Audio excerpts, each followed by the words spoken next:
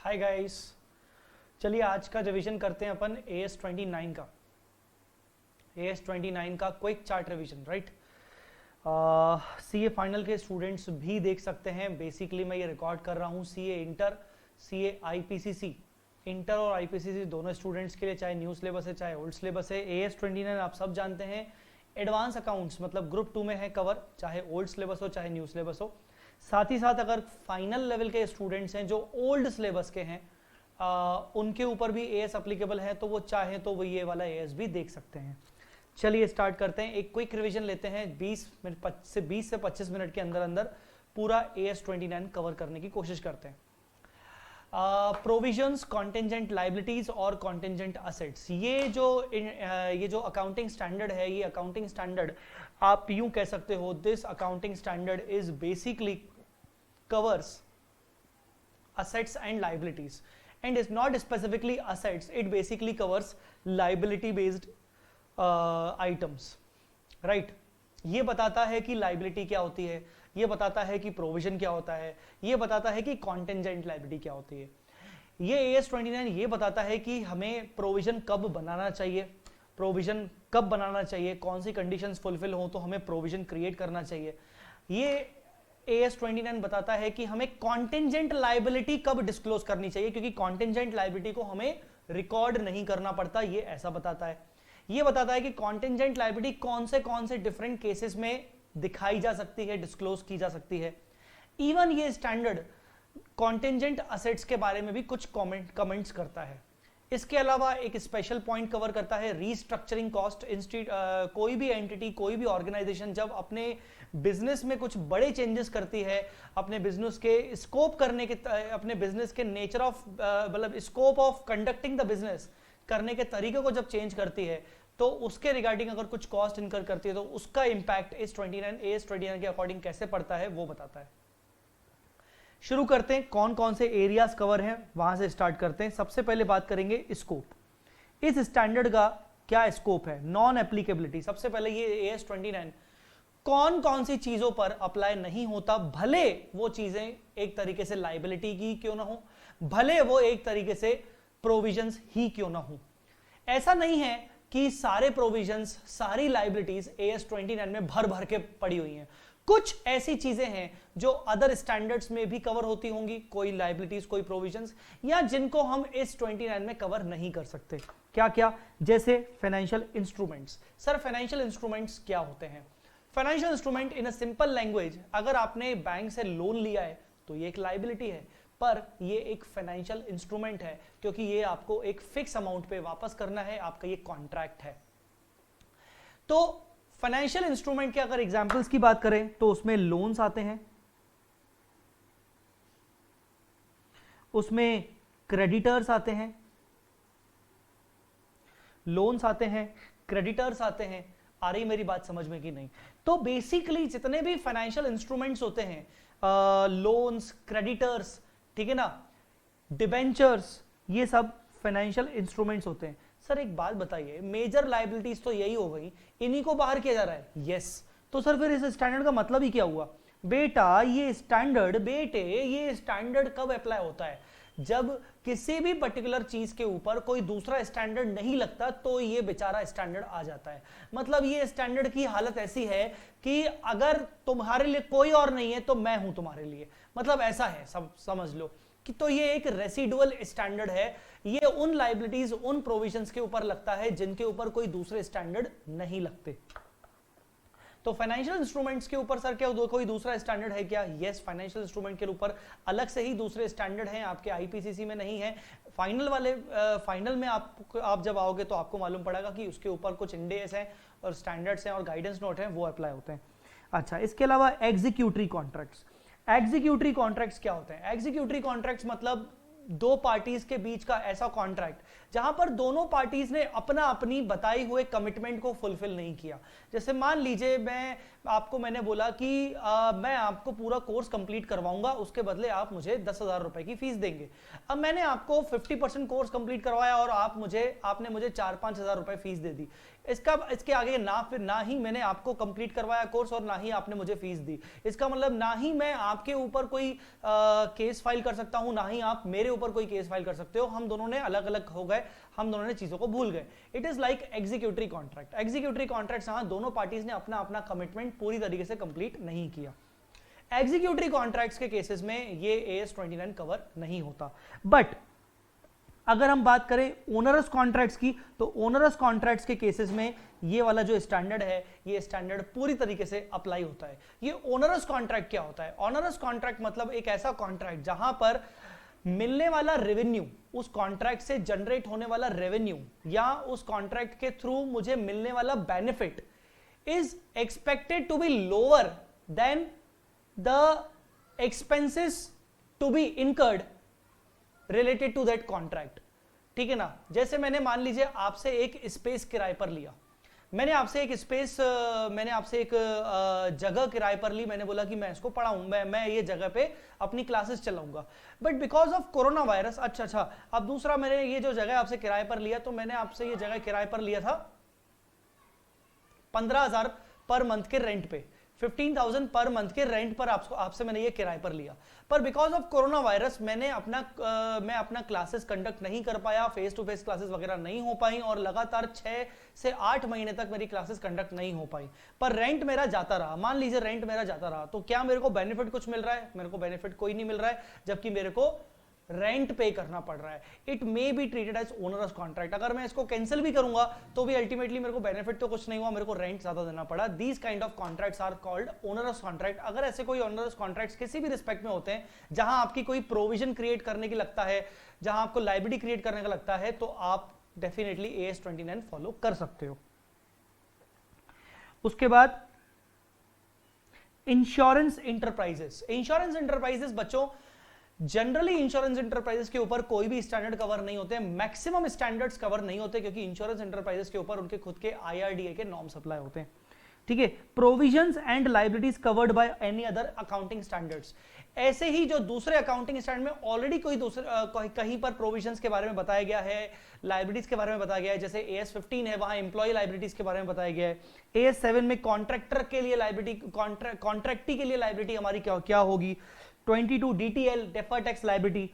19 में finance lease के case में लायबिलिटी टुवर्ड्स लेसर क्या होगी। तो ये ऑलरेडी कहीं कहीं अलग अलग जगह एप्लीकेबल है, इसीलिए यहां पर एप्लीकेबल नहीं होगा। मैं फिर से बता दूं, ये जो AS 29 है, ये एक रेसिडुअल कैटेगरी स्टैंडर्ड है, ये एक मिसलेनियस टाइप का स्टैंडर्ड है। मेजर चीजें ऑलरेडी कहीं ना कहीं दूसरे किसी ना किसी कोई जो मेजर लाइब्रेरीज हैं वो कहीं ना कहीं कवर ऑलरेडी हो चुकी होती हैं। ये स्टैंडर्ड सिर्फ उन लाइब्रेरीज या प्रोविजंस के ऊपर एप्लीकेबल होता है जहां कोई दूसरा कवर नहीं होता। हाँ, पर जहां तक बात है कंटिंजेंट लाइबिलिटीज की, तो कंटिंजेंट लाइबिलिटीज कहीं और दूसरे स्टैंडर्ड में कवर नहीं होती हैं, तो वो तो आपकी इसी में रहेंगी। अब सर आप ऐसा कोई एग्जांपल दे सकते हो जो एक्चुअली में AS 29 में कवर होगा? बिल्कुल दे सकता हूं।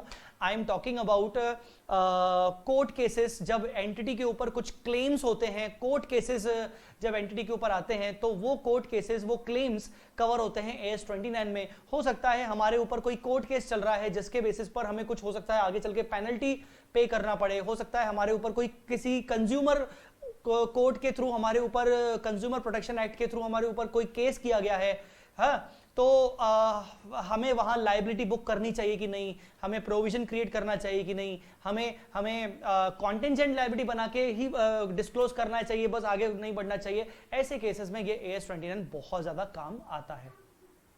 ठीक है, चलिए ये हो गया। अब आगे बढ़ते हैं इंपॉर्टेंट टर्म्स। इसके ट्रीटमेंट्स क्या होने हैं वो हम बाद में बात करेंगे। पहले हम बात करेंगे कि कौन कौन से इंपॉर्टेंट टर्म्स हैं जो आपको पता होने चाहिए AS 29 को समझने के लिए। सबसे पहले ऑब्लिगेशन। ऑब्लिगेशन मतलब क्या है? ऑब्लिगेशन क्या लिखा है? State of having to do something as promised. As promised, यहां पर वर्ड है प्रॉमिस्ड। ऑब्लिगेशन मतलब whatever I have promised to you, I have to do this. मैंने तेरे को प्रॉमिस किया था कि मैं तेरे को पैसे दूंगा, तो मुझे तेरे को देना पड़ेगा। मैंने तेरे को प्रॉमिस किया था कि मैं तेरे को गुड क्वालिटी का प्रोडक्ट दूंगा, मैंने तेरे को करना पड़ा, मुझे तेरे को देना पड़ेगा। अगर मैंने तेरे को वो प्रॉमिस नहीं किया तो इसका मतलब ना हो शायद मेरे ऊपर कोई क्लेम हो सकता है। तो ऑब्लिगेशन मतलब कोई भी प्रॉमिस जो मुझे फुलफिल करना है as a matter of duty और as a matter of law, because of law और because of duty I have to fulfil that obligation. ठीक है ना। In a simple language, in a financial accounts language, जब मैं goods खरीद कर आ रहा हूं अपने क्रेडिटर से, तो I have an obligation to pay him, ठीक है ना। मैं पीछे नहीं भाग सकता, सर मैं भाग जाऊंगा ना, दिक्कत क्या है, तू क्या यही करता रहेगा भाई, तू एक बहुत बड़ी कंपनी है, तेरे को बिजनेस करना है, तो तू क्या गुड्स खरीद के पैसे नहीं देगी, तू यही कर सकता है क्या।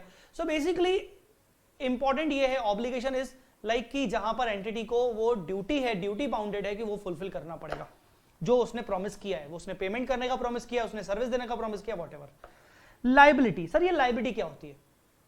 अच्छा, लायबिलिटी को पढ़ने से पहले मैं आपको पढ़ाना चाहता हूं, ये तो हमने हुआ पहला, मैं आपको पढ़ाना चाहता हूं कि बेटा ऑब्लिगेशन AS 29 के अकॉर्डिंग दो टाइप की ऑब्लिगेशन होती है, एक होती है प्रेजेंट ऑब्लिगेशन, एक होती है possible obligation. Present obligation, existence of an obligation that is more likely than not. Existence of an obligation that is more likely than not. हमने पढ़ा कि ऑब्लिगेशन जहां पर हमें पता है कि हमने कुछ प्रॉमिस किया था और हमें कुछ करना ही पड़ेगा, अब उसमें से भी वो करने के चांसेस कितने हैं, मतलब मुझे तो उसको फुलफिल करना ही पड़ेगा, मतलब वो present obligation. That means I am duty bounded and I have to fulfil it, कुछ भी हो जाए, मतलब मैं गुड्स परचेज करके लाया, मुझे पेमेंट करना है, क्या मेरा पेमेंट करने का इंटेंशन है, क्या मुझे पेमेंट करना ही पड़ेगा, हां, और कोई ऑप्शन नहीं है, तो प्रेजेंट ऑब्लिगेशन। दूसरा पॉसिबल ऑब्लिगेशन, शायद मुझे पेमेंट ना भी करना पड़े, जैसे मैंने आपको एग्जांपल बताया कि मेरे ऊपर कोई कोर्ट केस चल रहा है, there might be some chances कि मैं पे करूं या हो सकता है पे ना भी करूं, right now I can't say, तो दैट इज पॉसिबल ऑब्लिगेशन।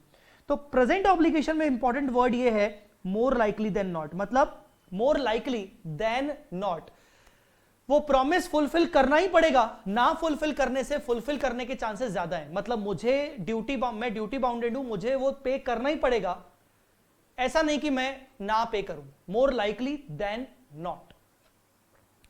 यहां पर existence of an obligation which is not probable, हो सकता है कोई प्रोबेबिलिटी कम है, मतलब मुझे पे करना पड़ेगा इसकी प्रोबेबिलिटी कम है, तो it is called possible obligation. तो एक होती है प्रेजेंट ऑब्लिगेशन, एक होती है पॉसिबल ऑब्लिगेशन। आप इसको परसेंटेज वाइज में समझोगे तो ज्यादा अच्छे से समझ में आएगा। बेसिकली चांसेस जहां पर मुझे पे करना पड़ेगा, मेरे को अपनी ड्यूटी फुलफिल करनी पड़ेगी, वहां पर चांसेस बहुत ज्यादा हैं, तो वो हो गया प्रेजेंट ऑब्लिगेशन। चांसेस बहुत कम है, जनरली 50% से कम चांसेस है, तो ऐसे केस में हो गया आपका पॉसिबल ऑब्लिगेशन, ठीक है।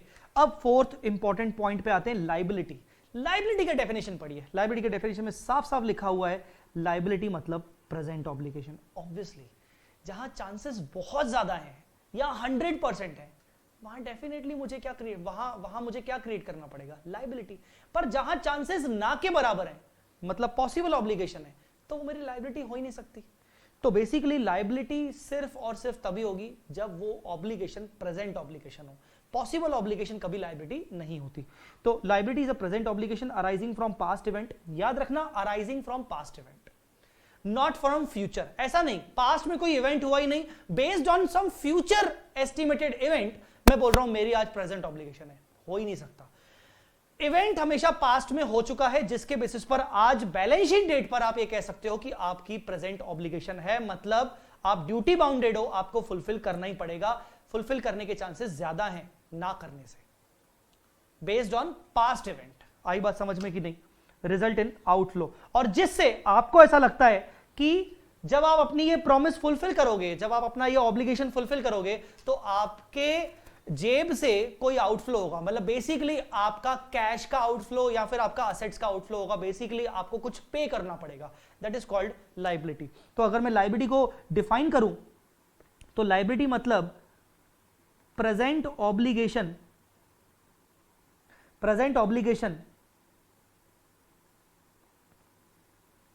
Past event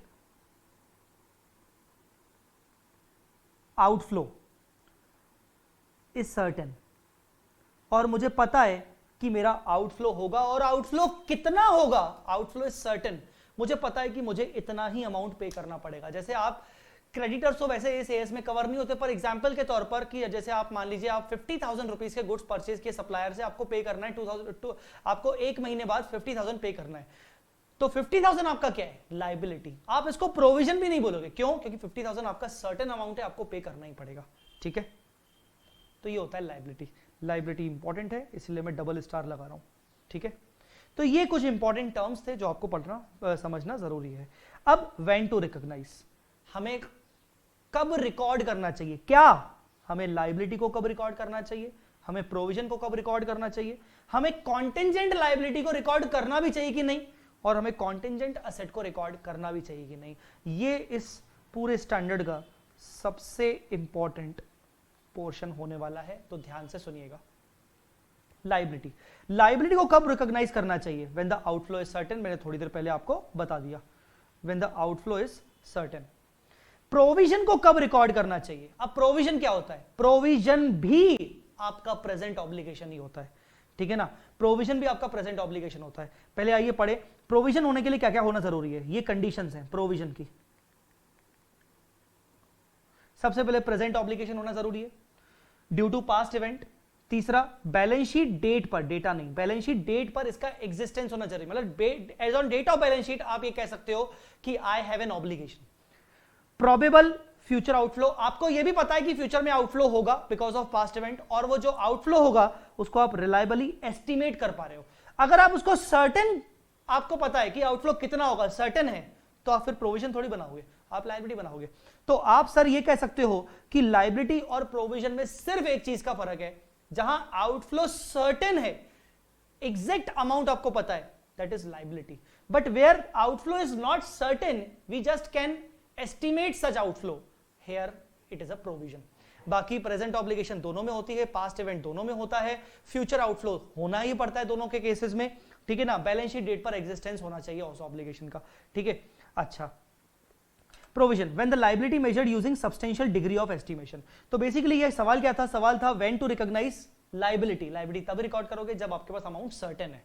when to recognise provision, जब ये कंडीशंस फुलफिल हो जाएं, और उसके बाद आप ये बोल सकते हो कि एक लायबिलिटी है पर उस लायबिलिटी का मेरे पास सर्टेन अमाउंट नहीं है, मैं उस सिर्फ रिलायबल डिग्री ऑफ एस्टिमेशन के बेसिस पर उसको मेजर कर सकता हूं। Now what about contingent liability.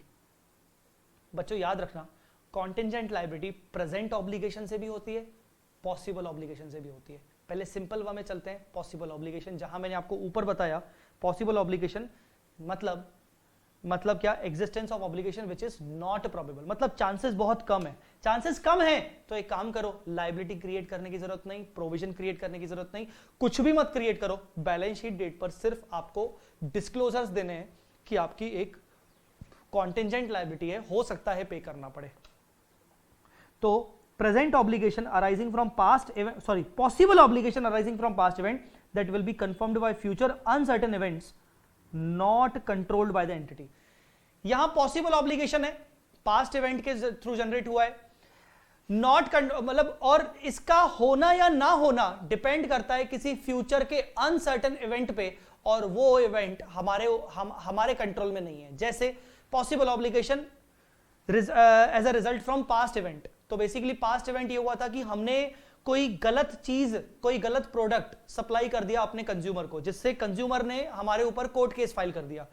अब हम बैलेंस शीट डेट पर हमारे ऊपर कोर्ट केस चल रहा है, तो बैलेंस शीट डेट पर हम देखेंगे कि ये प्रेजेंट ऑब्लिगेशन है कि पॉसिबल, तो हमने बोला यार ये पॉसिबल ऑब्लिगेशन है। क्यों?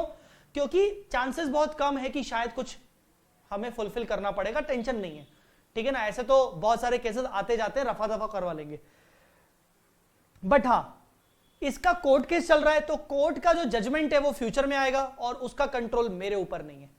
Uncertain event not controlled by the entity. आई बात समझ में? तो यहां पर कॉन्टिंजेंट लायबिलिटी पहला क्रिएट होगा पॉसिबल ऑब्लिगेशन के केस में। दूसरा, कॉन्टिंजेंट लायबिलिटी प्रेजेंट ऑब्लिगेशन में भी क्रिएट होता है। कब? देखिए, एक तो लायबिलिटी के केस में प्रेजेंट ऑब्लिगेशन होता है पर वो सर्टेन होगी तो लायबिलिटी बनेगी।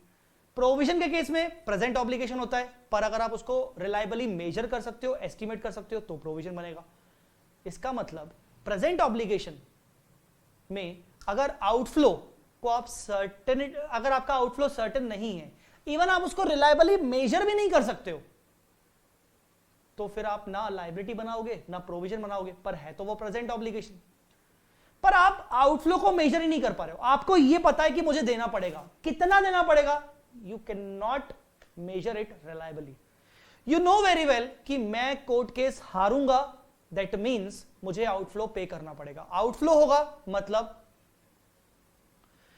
कोई ना कहीं मेरी लाइबिलिटी बुक करनी चाहिए, बट सर्टेनिटी नहीं है कितना आउटफ्लो होगा, इवन एस्टिमेट भी नहीं कर सकता कितना होगा। एक काम करो, फिलहाल कॉन्टिजेंट लाइबिलिटी क्रिएट कर लो, ठीक है। दूसरा, आउटफ्लो होगा ही नहीं। प्रेजेंट ऑब्लिगेशन है पर आउटफ्लो नहीं होगा, प्रेजेंट ऑब्लिगेशन है पर आउटफ्लो नहीं होगा। प्रेजेंट ऑब्लिगेशन है मतलब मैं ड्यूटी बाउंडेड हूं पर कोई आउटफ्लो नहीं होगा, मतलब कोई पैनल प्रोविजंस कुछ है ही नहीं, अट्रैक्टेड ही नहीं होंगे। मैं हो सकता है केस हार जाऊं पर मेरे ऊपर कोई पैनल प्रोविजंस अट्रैक्टेड नहीं होंगे। तो present obligation arising from past event not recognised because outflow is not probable, या तो आउटफ्लो ही नहीं है, या तो obligation can not be reliably estimated. या तो ऑब्लिगेशन को न लिख के मैं इसको आउटफ्लो लिखूंगा, outflow can not be reliably estimated. मैं उस आउटफ्लो को रिलायबली एस्टिमेट नहीं कर पा रहा हूं। तो कुल मिला के अगर मैं बोलूं तो कॉन्टिजेंट लायबिलिटी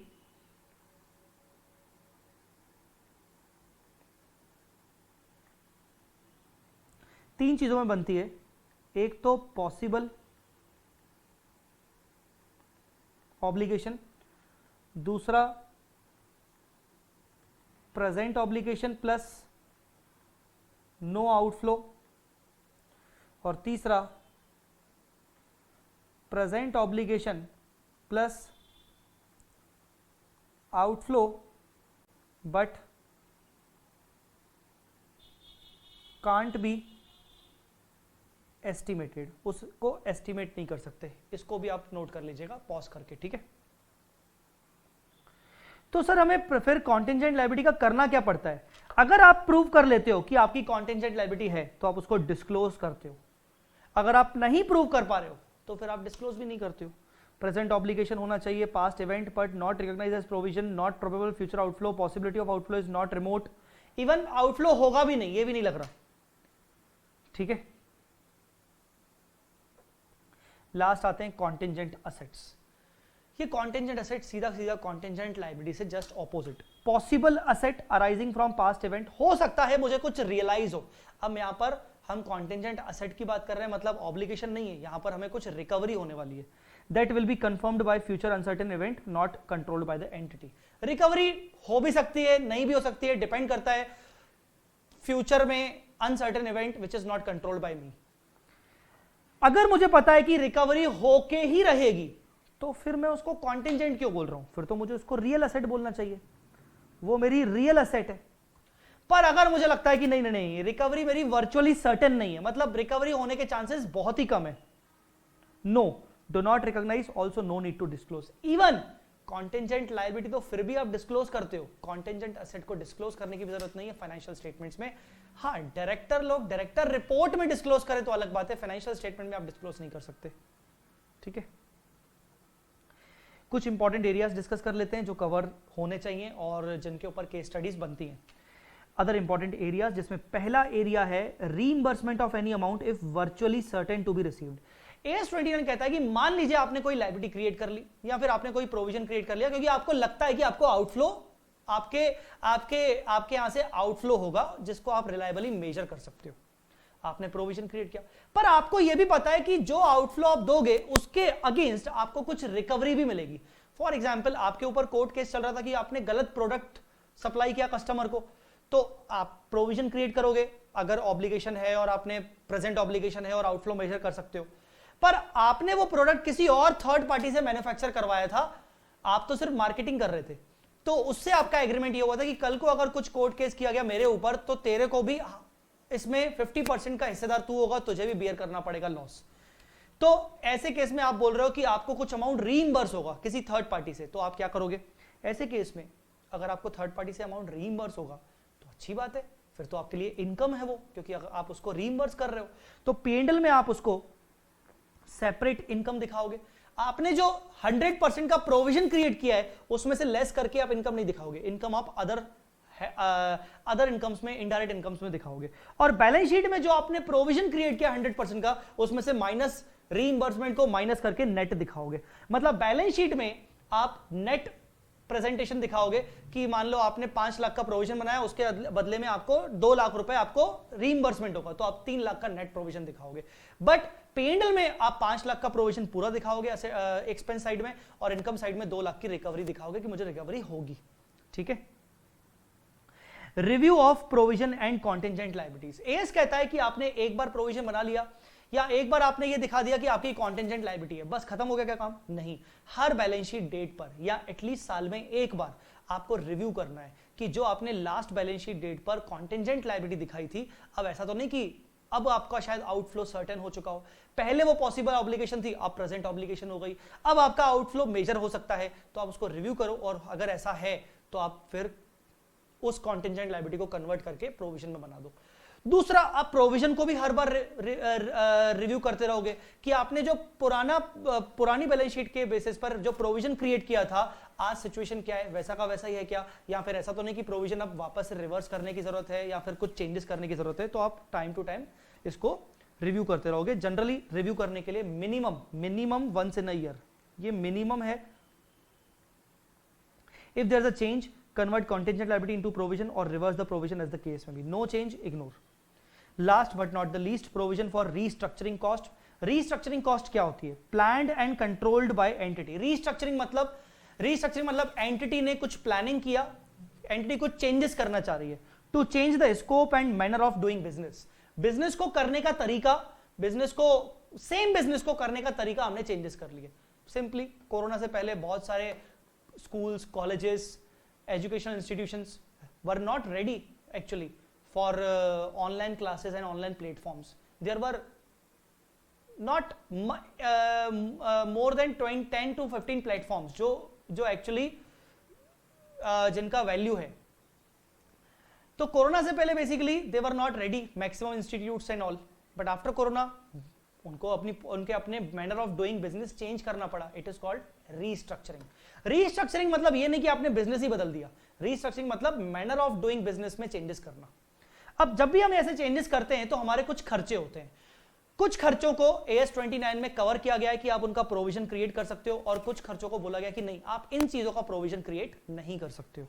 किसका प्रोविजन नहीं कर सकते हो? शिफ्टिंग ऑफ स्टाफ का अगर शिफ्टिंग कर रहे हो कि आप एक प्लेस से दूसरे लोकेशन में आप शिफ्ट कर रहे हो स्टाफ को, उसका कुछ कॉस्ट होगा, ये आपका रीस्ट्रक्चरिंग का कॉस्ट आप एज अ प्रोविजन नहीं क्रिएट कर सकते। मार्केटिंग का खर्चा करोगे कि हम रीस्ट्रक्चरिंग कर रहे हैं, आगे चल के हमें ऑनलाइन पब्लिसिटी करनी पड़ेगी, ये सब करना पड़ेगा, आप उसका प्रोविजन क्रिएट नहीं करोगे। न्यू इन्वेस्टमेंट्स, उसका प्रोविजन क्रिएट नहीं करोगे। तो किसका करोगे? सेल ऑफ बिजनेस, आप बिजनेस बेचने वाले हो, बिजनेस बेचने के पर आपको लगता है कि आपके पुरानी ऐसी चीजें थी जो अब आपको काम नहीं आएंगी, आप वो बेचोगे, बेचने पर आपको लगता है कि लॉसेस होंगे, तो आप लॉसेस के प्रोविजन क्रिएट कर सकते हो। Relocation of business, change in management structure, इन सबके प्रोविजन क्रिएट कर सकते हो। ठीक है, so this was guys AS 29। I hope आपको एक बेसिक स्ट्रक्चर मिल गया होगा। AS 29 और AS 4 को साथ में पढ़ना चाहिए, और उसके बाद AS 5 भी पढ़ना चाहिए। आमतौर पर मैंने देखा है कि AS 29 के जो केस स्टडीज और क्वेश्चंस होते हैं, बच्चे बहुत ही कम करके जाते हैं, या फिर वो लिख नहीं पाते एग्जाम में। मैं बोलूंगा कि कोई भी क्वेश्चन मत छोड़ना, और किसी से ये मत पूछना कि AS 29 के कौन से क्वेश्चंस करूं, कहां से करूं। मैं तो बोलूंगा कि बिल्कुल सारे क्वेश्चंस करना, जितने हो उतना कम है। इंस्टीट्यूट का मॉड्यूल हो, सारे के सारे RTPs हो, सारे MTPs हो, जहां से क्वेश्चन मिले वहां से करके जाना, क्योंकि AS 29 के क्वेश्चंस को करने के बाद आपके पास उसके बाद भी कॉन्फिडेंस की कमी होती है, क्योंकि हम लिख नहीं पाते।